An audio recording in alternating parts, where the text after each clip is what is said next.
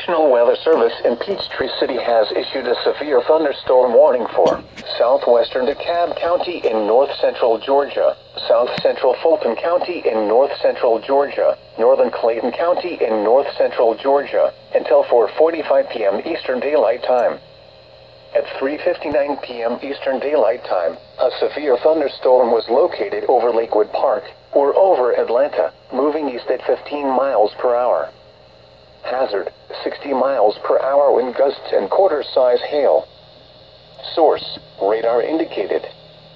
Impact, hail damage to vehicles is expected. Expect wind damage to roofs, siding, and trees.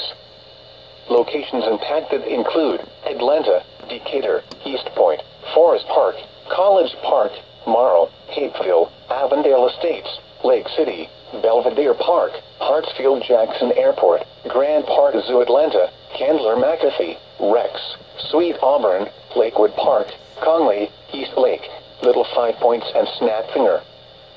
For your protection, move to an interior room on the lowest floor of a building.